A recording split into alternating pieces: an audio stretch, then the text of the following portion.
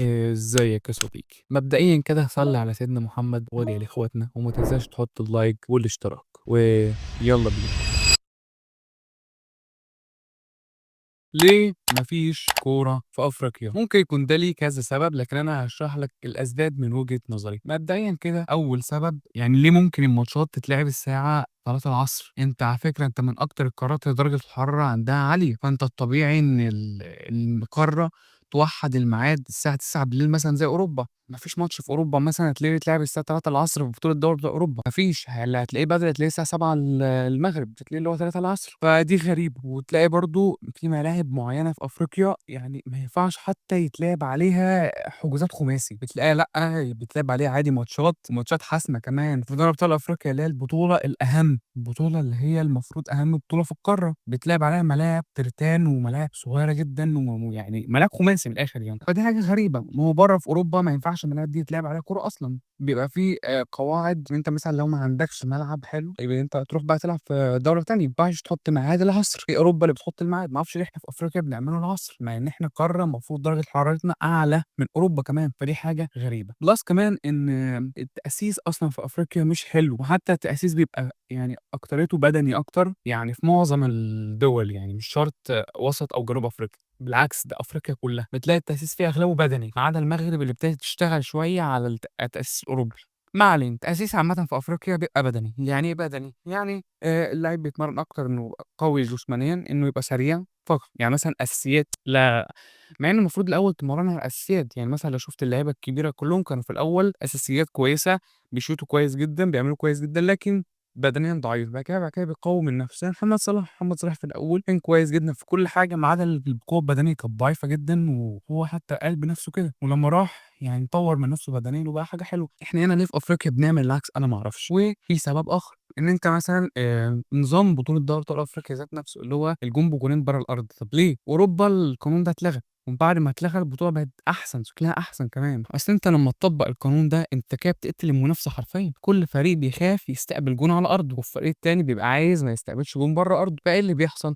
بتلاقي إن الماتش في الآخر يتقفّل ويطلع 0-0. وده اللي بتلاقيه في دوري أبطال أفريقيا. مش باقول لك حتى على الكونفدرالية اللي هي المفروض البطولة التانية، لأ باقول لك على البطولة الأولى.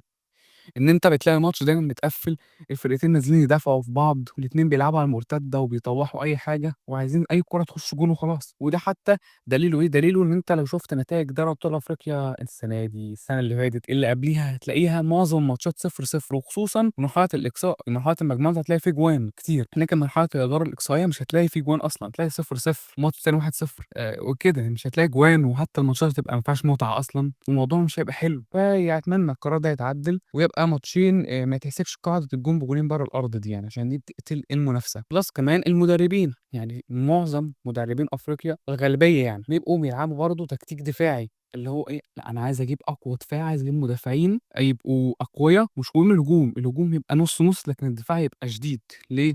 عشان ما استقبلش جوان. أصل أنت في أفريقيا مش زي أوروبا اللي عنده هجوم كويس هيكسب، ويعني أكيد محتاج دفاع برضه، بس محتاج هجوم أقوى. هنا في أفريقيا لأ، أنت محتاج دفاع أقوى، مش محتاج هجوم أصلًا. أنت ممكن ما يبقاش عندك هجوم حلو، بس بتدافع كويس فهتكسب البطولة. وده بنشوفه كتير، ممكن تفضل تتعادل 0-0 برّه الأرض مثلًا 1-1 وتتأهل، ما تكسبش أصلًا. فهي الموضوع قايم على كده، قايم إن أنت إزاي تمرّن فريق إنه يلعب على المرتدة في أفريقيا هنا، وإن أنت تدافع. برضه بأكد تاني، مش كل الفرق، دي معظم الفرق كده، مدربين كده، بيخافوا ياخدوا الrisk، بيخافوا يهجموا، خصوصًا في أرضهم، بيبقوا قافلين. حتى لو شُفت ماتش الأهلي اللي هنا في القاهرة، هتلاقي الأهلي يعني كاشش، حتى يعني الأهلي جاب جون وكَش بعديها.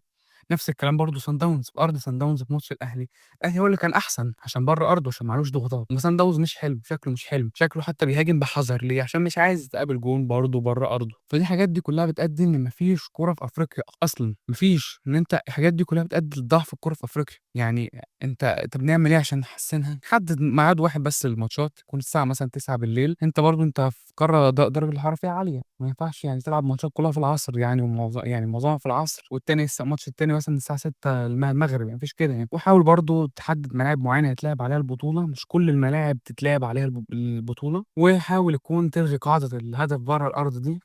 حاول يكون يعني مش المدربين بقى، ما لوش دخل في المدربين، لكن يعني حاول يعني أفريقيا عامةً تعمل استكشاف للنجوم كتير، لإن إحنا يعني النجوم بنحجّمهم، بنخلّيهم أقوياء بدنيًا بس، مش بنخلّي عندهم سرعة، مش بنخلّي عندهم مهارة، مش بنخلّي عندهم تسديد ولا أي حاجة، وده في معظم دول أفريقيا مش كلّها. وبس، دي كانت أسباب إن ليه ما فيش كورة في أفريقيا، وشاركنا في التعليقات لو في أسباب تانية من وجهة نظركم. بس، سلام.